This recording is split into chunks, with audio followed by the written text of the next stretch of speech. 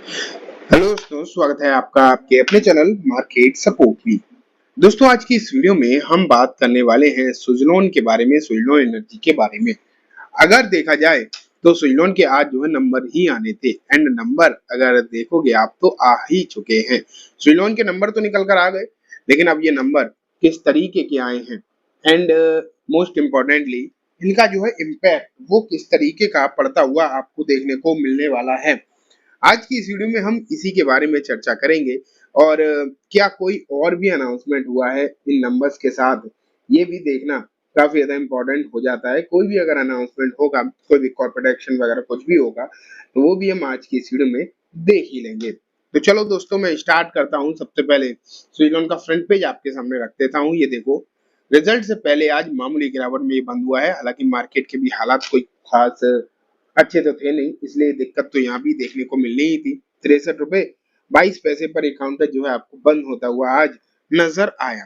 ठीक है, लेकिन इंपॉर्टेंट बात यह है कि थोड़ी सी ही सही, लेकिन हुआ तो गिरावट में ही बंद है। ठीक है, तो ये आपने देखा है।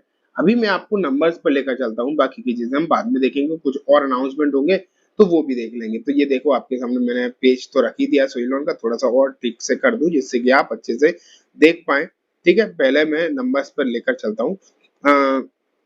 अनाउंसमेंट वगैरह जो भी होगा वो बाद में देखेंगे। तो ये नंबर सभी करोड़ में है, यहाँ देखो साफ साफ लिखा हुआ है। तो ठीक है, ये कंसोलिडेटेड नंबर आप यहाँ पर देख रहे हैं। तो अब हम चलते हैं और जो इम्पोर्टेंट चीजें हैं बस मैं वही स्क्रीन पर रखता हूँ, बाकी की साइड लाइन कर देता हूँ। तो ये देखो, इतना ही है मैटर। टोटल इनकम अगर हम देखें तो आपको 3165 करोड़ देखने को मिल रही, जो कि पिछले क्वार्टर में 3825 करोड़ देखने को मिली थी।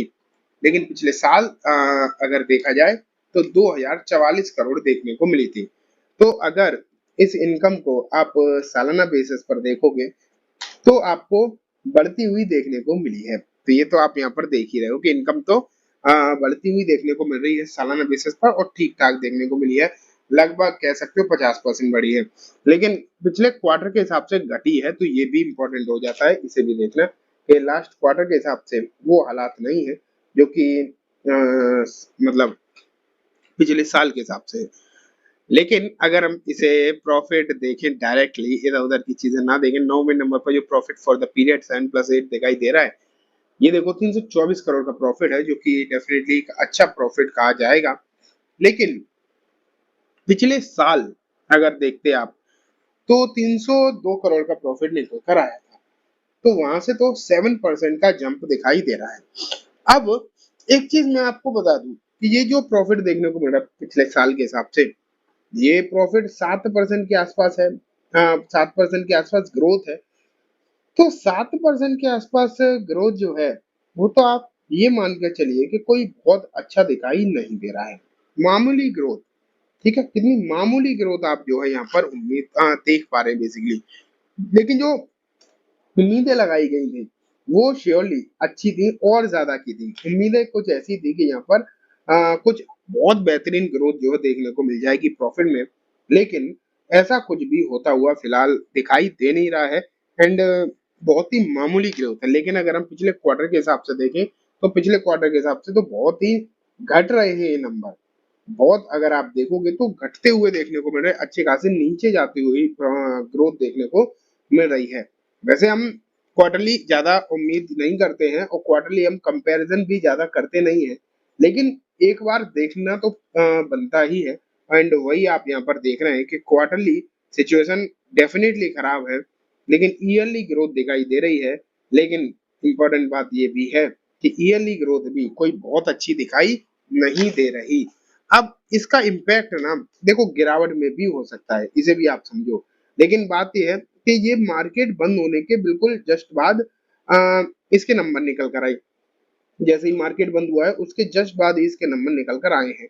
इसलिए आज तो इसका कोई खास इम्पैक्ट हुआ नहीं। अब इसके नंबर्स का जो भी इम्पैक्ट होना है वो आपको कल ही होता हुआ दिखाई देगा। तो आज के हिसाब से तो कुछ नहीं कर सकते, लेकिन नंबर जो दिखाई दे रहे हैं ना, वो तो एक चीज तो समझ में आ रही है कि नंबर जिस तरीके का हाइप था, जिस तरीके की उम्मीद अपडेट्स के बाद लग रही थी, अपडेट्स में तो सिचुएशन ज्यादा अच्छी नजर आ रही थी, लेकिन नंबर उस हिसाब से दिखाई दे नहीं रहे हैं।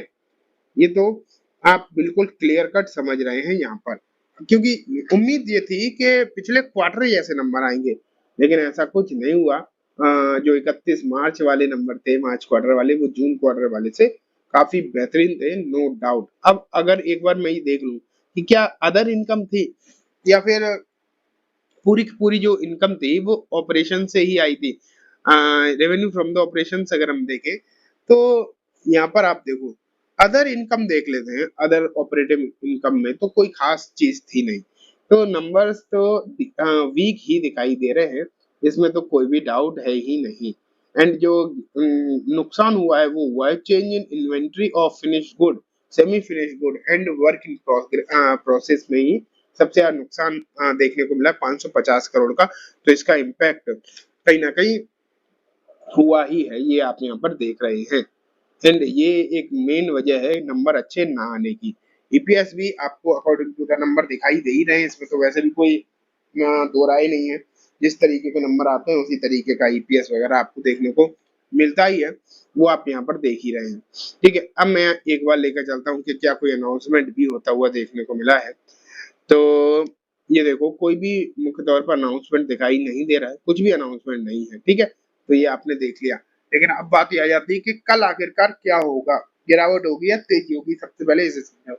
देखो जितने भी ब्रोकरेज फर्म अगर आप आज के समय पर देखोगे, वो तो सब यही कह रहे हैं कि स्विलोन बहुत अच्छा दिखाई दे रहा है, आगे भी अच्छा रहेगा।